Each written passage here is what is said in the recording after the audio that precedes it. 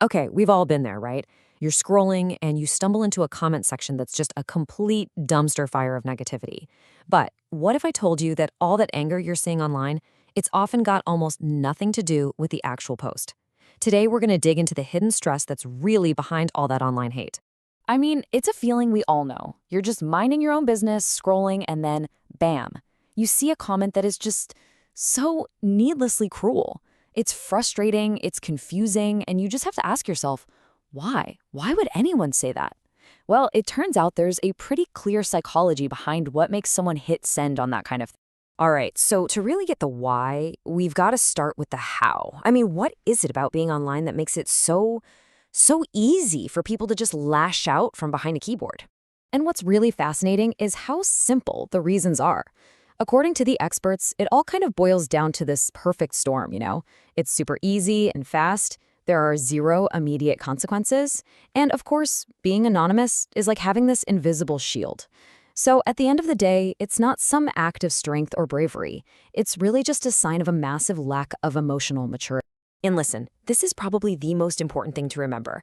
Experts don't look at this behavior and see strength. No way. They see it as a symptom, a big flashing sign that the person writing the comment is the one who's unwell or really struggling. It's a complete reflection of their own internal chaos, not some valid judgment on you or what you posted. Okay, so let's say it happens to you. You're the one on the receiving end. The big question is, now what? What do you do? Do you argue back? Do you try to defend yourself?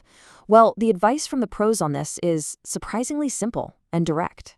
I mean, just look at the breakdown here. It couldn't be clearer. You've got two options. Option one, argue. What happens? It totally drains your energy, you give them the exact attention they're craving, and you achieve, well, absolutely nothing. Then there's option two, blocking. It takes, what, a second? It instantly gets them out of your space, and this is the big one, it protects your peace of mind. Yeah, the choice is pretty obvious, isn't it? And this just sums it up perfectly. Arguing with these people online is like arguing with sewage in a toilet. You just flush it, everything ends. I mean, how brilliant is that? It's such a powerful way to think about it. You wouldn't stand there and have a debate with a toilet, right? Of course not. You just flush. And your block button, that's your flush button. Use it. But look, blocking is a great tool, but it's reactive, right? It's what you do after it happens. To really get ahead of this, we need to go deeper. Because all this online hate, it's usually just the tip of the iceberg. The real engine driving so much of this negativity is something every single one of us deals with. Plain old stress. So here's what's actually happening inside your body. When you get super stressed out, your body floods your system with this hormone called cortisol. And this stuff, it creates this incredibly powerful, almost primal urge to just do something, anything, to make that awful feeling go away. It's a desperate impulse for relief, and that's what can send us down some pretty dark roads. And where does that impulse lead? Well, it can lead to a lot of places. To escape that pressure cooker feeling, someone might chase the quick rush of online gambling, or maybe they'll self-medicate, or, you guessed it, they'll lash out on social media. See, they're all just different flavors of the same thing. A quick, easy, and, destructive way to get a little bit of relief from that internal pressure. Okay, so if we know that stress is the real villain here, the obvious next question is, what do we do about it? How do we handle it in a healthy way before it bubbles over and hurts someone? Well, the good news is there are some really practical strategies we can all use. All right, the first step is basically a mental sorting exercise. You ask yourself one simple question. Is this problem something I can actually solve? If the answer is yes, great. Your job is to take action. But if the answer is no, if it's totally out of your hands, then your responsibility completely changes. It's no longer your job to fix it. Your new job is to let it go and put your energy somewhere else. So, for all those things you can't control, the name of the game is healthy distraction. The whole point is to just break that cycle of stressful thoughts. And that can be anything. You could go exercise, let those good-feeling endorphins battle the cortisol. You could try something that needs all your focus, like, archery. Or it can be super simple, like trying a new restaurant, walking in a park, or just watching a movie by yourself. And please, never, ever underestimate the power of the ultimate reset button, sleep. Seriously, a good night's sleep can literally rewire your brain in a way nothing else can.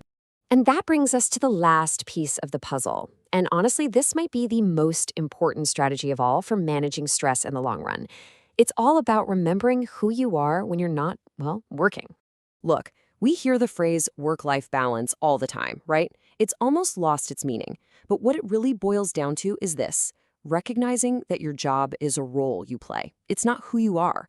It's about being able to shut the laptop, close the door on work, and fully step into all the other super important roles that make up your actual life. I mean, really think about it. The second you clock out, you're not just the project manager anymore. You're a friend. You're a brother or a sister. You're a mom or a dad. You're the person your cat is waiting for at the door.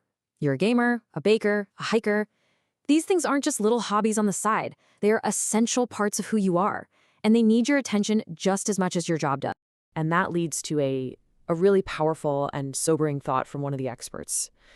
We're so good at sacrificing the important personal stuff for the urgent professional stuff.